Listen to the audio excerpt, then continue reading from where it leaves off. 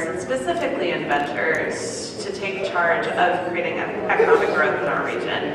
We see entrepreneurship as a very broad field. The slice that we've opted to work in is around this idea of inventing tangible products, in large part because we see those as being the most impactful in terms of related job creation. If you're making a product, you need people to make that product. You need engineers to create it and test it. You need manufacturers. You need people to ship it and sell it, which we see as having broader impact beyond even just the individual entrepreneur.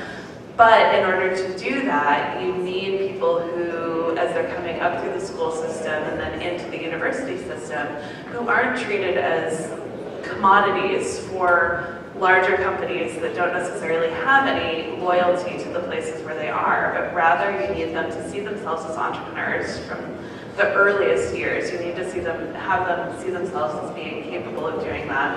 And honestly, in a lot of regions, particularly in rural Oregon or in areas of high poverty, that's one of the biggest issues, is that people don't necessarily see their potential for being entrepreneurs, so they don't seek out the resources that are out there in various places that can help train them and accelerate their businesses.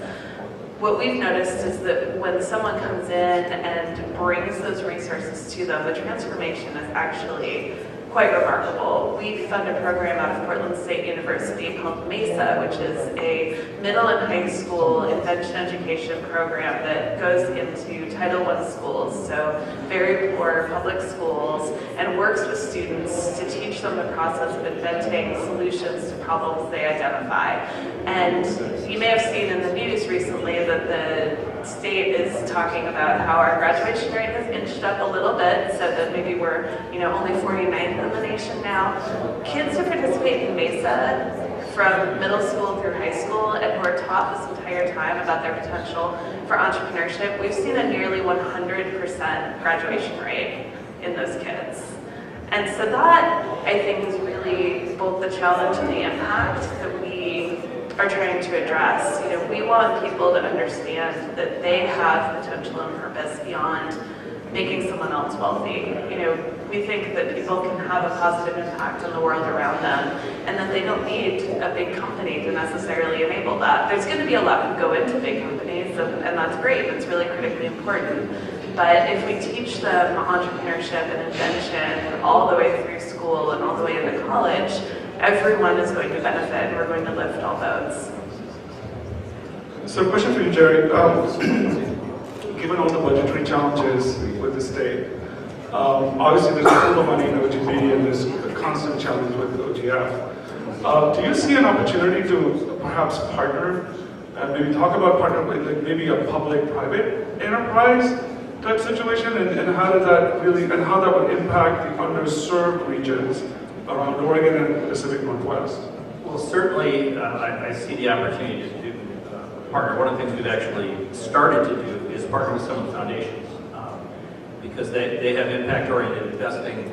The OGF part of us is essentially impact-oriented investing in a slightly different nature, but very similar in its approach.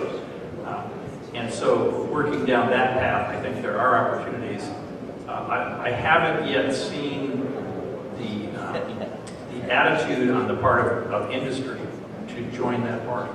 It doesn't mean they won't or have, whatever, but there hasn't been much momentum coming out of industry. There has been out of government. We've seen some small things by Portland Development Commission, by the city of Portland, by the county, and I think so we'll probably see more private-public partnerships between foundations and government, or in our case, a government body, if you will. My disappointment so far, and I don't know quite how to address it, is how you hook in some of the larger industry players, not just the big tech companies, but the large companies that serve this area, whether it's Nike, if you want to call them a tech company or not, but Standard Insurance, other people who have big employment bases that could, in fact, help hire and train more people, and those people then might have the motivation or wherewithal to actually become entrepreneurs and start their own thing. Okay, questions?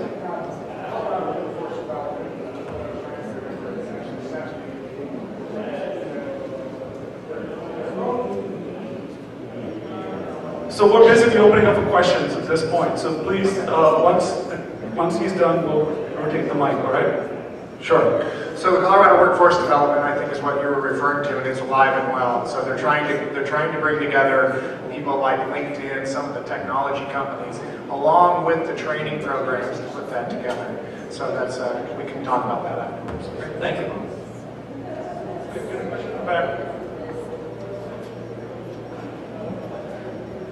This would be a question for Rachel. And the question I have for you is, I've been interested in your foundation, and I wanted to know, like, what are you looking for in people that you work with, and do you provide services to concept stage companies, or are you looking for like the more seed to mature stage companies? Great question. So as a 501c3, we actually aren't able to directly give grant funding to either independent inventors or individual companies, just because of the IRS rules around it. We tend to more support organizations that help grow the invention ecosystem. That said, we do work in a couple of different places in terms of investment. One is in our developing country portfolio.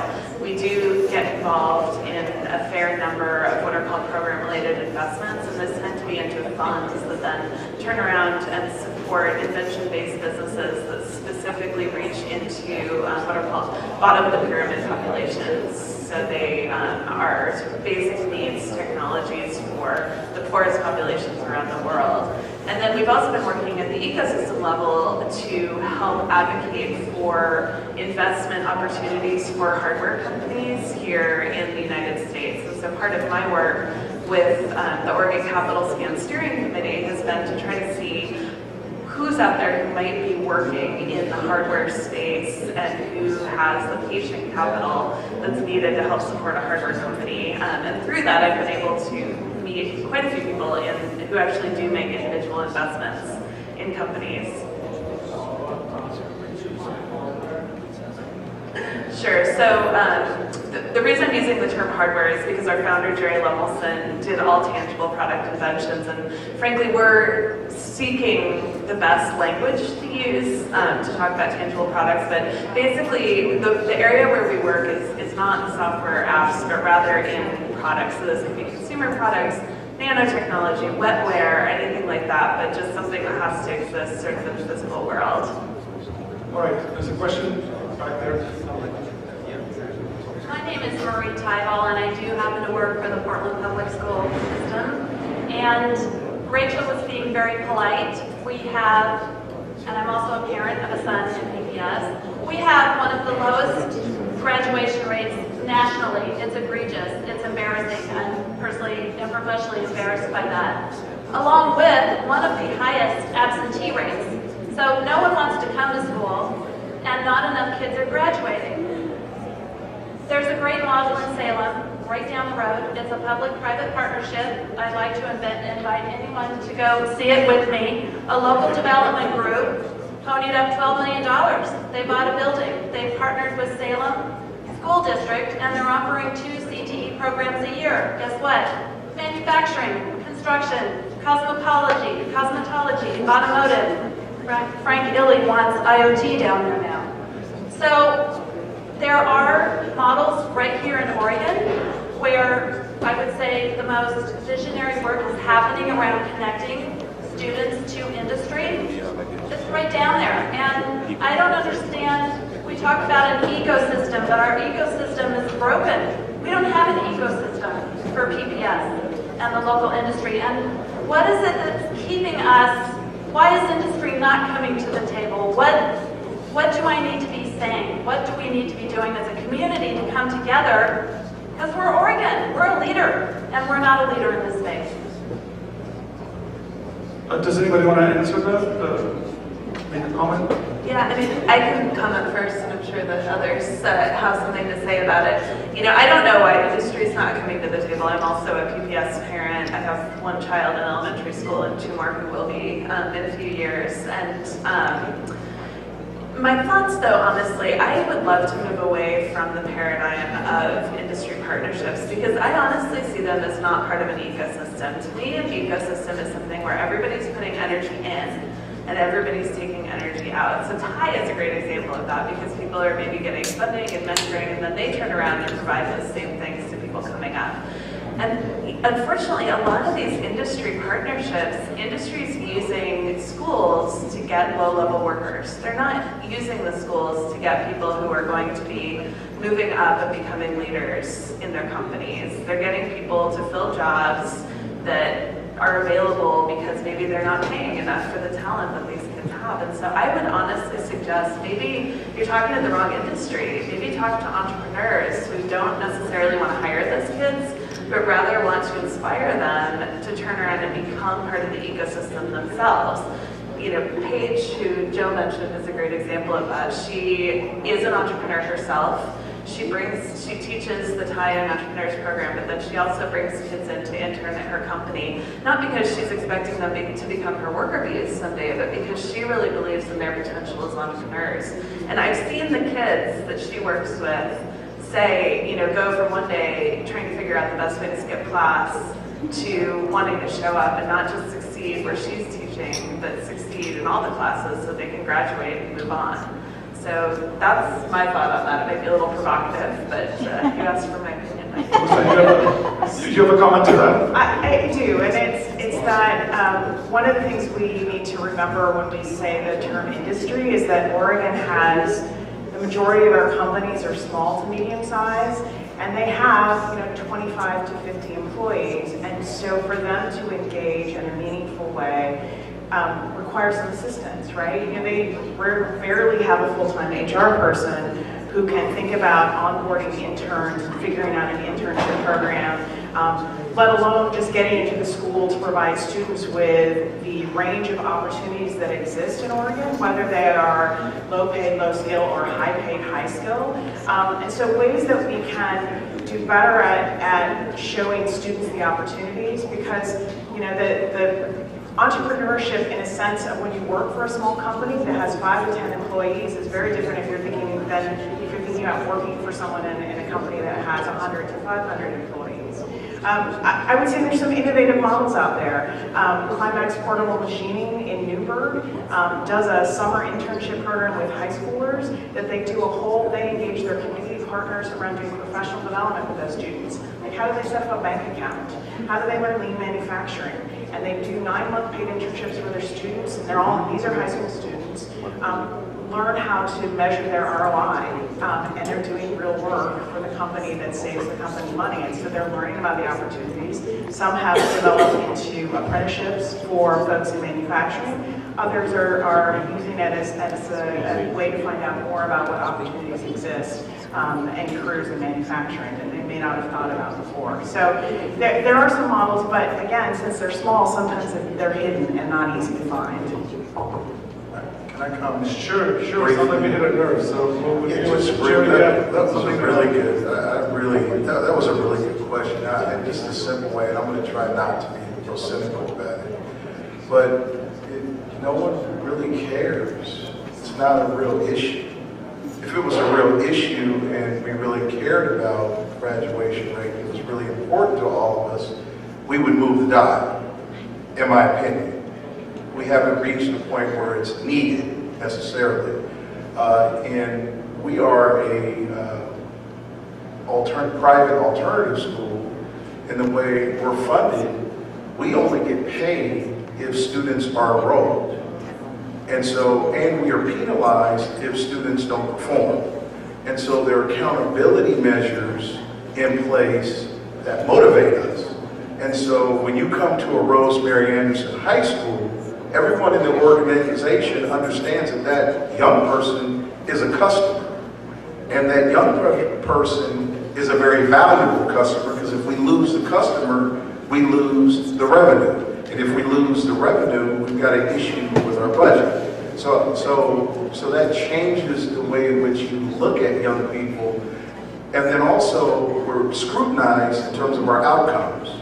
And so I think that if there were higher levels of accountability and it was more important, I think that you would see much better outcomes. To me, it's just so simple. Further thought? thoughts, Gerry, or open up the question? Okay, we're gonna have the last question because I think the judges have decided. So this will be the last question. Okay, I want to say first of all, I appreciate each of the panelists. I mean, Lemelson's Foundation, years ago I learned about them under the auspices of STEM and STEAM. So what they do is very valuable. My major question really is, how do we take one of our 2 or 3 top major industries, agriculture, food manufacturing and processing, and make that a part of the STEM and the STEAM conversation, because those industries are industries that our kids and youth are not being exposed to until they reach either the college or the university level. So how do we bring that to the middle and the high school and make those opportunities presentable? And as manufacturing, it's more and more technologically based, right? So again, we see that increase in use of technology across many industries. And so changing the perception that manufacturing, whether it's food and beverage manufacturing, is as dirty as hard work, is something that we haven't been able to overcome. At the Oregon Growth Board, we're taking again a stab at that from a different direction, and it doesn't directly address the question, but part of our charter was we looked at all the investments that have been made by the predecessor organization, and it was essentially all high-tech, it was essentially all Tri-County. And that's okay, because we were trying to make money for the Education Stability Fund, and that's the goal. But we've specifically gone after some natural resource-based funds who invest in things like that. And if they, in fact, find companies to invest in Oregon who then are looking for more people because they're getting funding and they're growing, there will be a second-order effect, but it will finally get to the issue you're dealing with, I think. Those companies will then be out searching to Oregon students saying, hey, over here, the processing piece is actually okay. All right. Okay, so that's the end of our discussion. Thank you very much, all of you guys. Appreciate your time. To Anna. She's going to take it from here. Thank you, the panel. Great discussion, a lot to think about. Hopefully we can take some ideas and implement back in our communities.